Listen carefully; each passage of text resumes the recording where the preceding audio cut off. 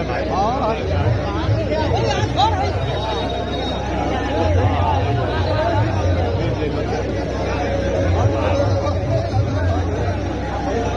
सबों के बीच भारतीय जनता पार्टी की प्रदेश के उपाध्यक्ष ललिता कुशवाहा जी आ चुकी हैं। हम सबों के बीच हाँ उस तरफ चल जाएगा, प्लीज उस तरफ चले जाइए, उस तरफ नहीं उस तरफ, उस तरफ चले जाइए।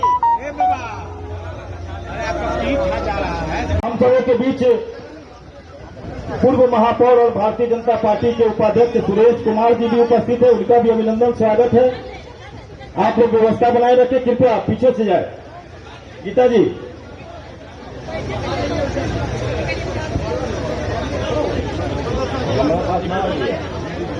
चूंकि यह अभिनंदन का समारोह मोदी जी का अभिवादन करे। सुरेश अचल अमर रहे। युवाओं को महिलादृत करने का काम किया है। वैसे शख्सियत आदरणीय सुरेश अचल जी के 32वीं पुण्य का अभिनंदन और स्वागत करें।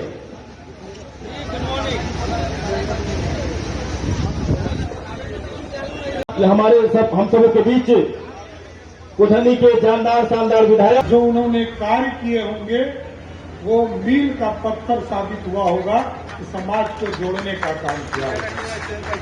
समाजवादी आंदोलन के प्रतीक के तौर पर सुरेश अचल जी ने काम किया।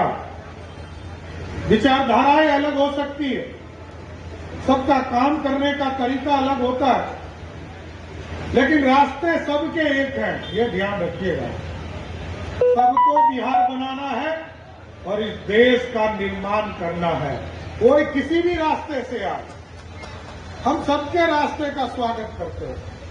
हम सरकार की ओर से जरूर ये कहना चाहते हैं, एक राजनीतिक और सामाजिक कार्यकर्ता के तौर पर सुरेश अचल जी ने जिस तरह साहित्य के जीवन में, शिक्षाविद के तौर पर, पत्रकार के तौर पर, लेखनी के माध्यम से समाज तक जो कुरीतियां थी उसको पहुंचाने का काम किया।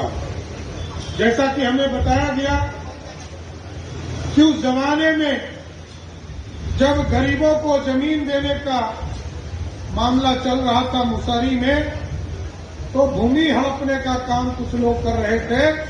उस आंदोलन को भी नेतृत्व करने का काम सुरेश अचल जी ने किया था।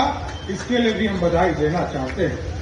लेकिन साथियों, जो आदमी साहित्य का हो, जो आदमी पत्रकार रहा हो और जिसके जीवन में शिक्षा हो, उनके जीवन को हम जीवन में साल में एक बार इस तरह उनके जीवन पर चर्चा करके समाप्त नहीं कर सकते।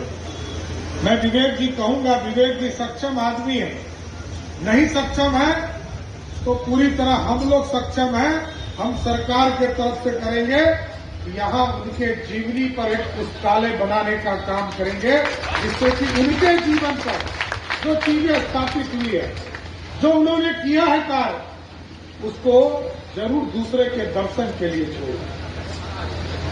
और उनका जो व्यक्तित्व मैंने देखा, उनका जो चित्र सिर्फ देखा, वो दूर से ही लगते हैं कि साहित्यिक व्यक्ति है। तो इसलिए साथियों, मेरा अपना मानना है कि आज पुण्यतिथि के अवसर पर जरूर मैं आया हूं, लेकिन स्वाभाविक है इस बिहार के समृद्धि के लिए आप लोगों ने काम दिया है। और ये मुजफ्फरपुर मेरे को जानकर बड़ा खुशी हुआ। मैं लगातार रिपोर्ट देखता हूं। आज यदि देश में, दुनिया में सबसे आसान रास्ते से बिजनेस करना भारत में शुरुआत हुआ है साथियों, तो आज बिहार में सबसे पहला स्थान मुजफ्फरपुर है, जहां सबसे पहले उद्योग लगाना चाहता है। जितने लोग बाहर से आते हैं सब हमें यही कहते हैं कि हमको मुजफ्फरपुर में जमीन दे दीजिए, हम यही उद्योग लगाना चाहते हैं। इसका मतलब है कि मुजफ्फरपुर अब समृद्धि के रास्ते पर चल चुका है और आगे बढ़ रहा।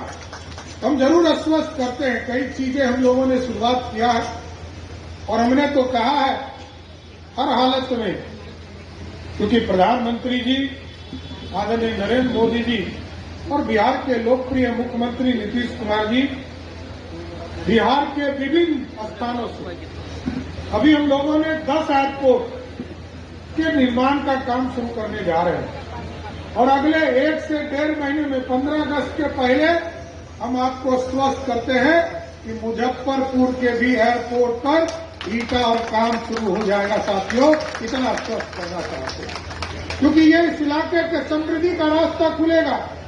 दुनिया के मार्केट में जाना है सब। यहाँ का लीची, यहाँ के इलाके में जो मक्का की खेती होती है, यहाँ पर जो खाद्यान्न के चीजें आते हैं, हमारे जो क्रॉप्स हैं, इन तमाम और लगातार जो फैक्ट्री बढ़ रहा है, आप देखिए जिस तरह मक्का उत्पादन का दाम किस तरह बढ़ने का काम किया।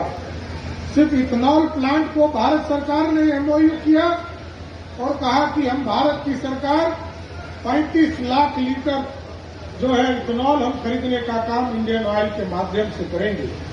आज जो मक्का हमारे 700-800 रुपया क्विंटल बिका करता था, 2000 से ऊपर चला गया, लगभग 2500 रुपया से अधिक का काम शुरू हो गया। इसलिए मेरा स्पष्ट मानना है कि बिहार तब बढ़ेगा जब छोटे छोटे उद्योग लगेंगे और उसके साथ साथ बड़े उद्योग लगेंगे।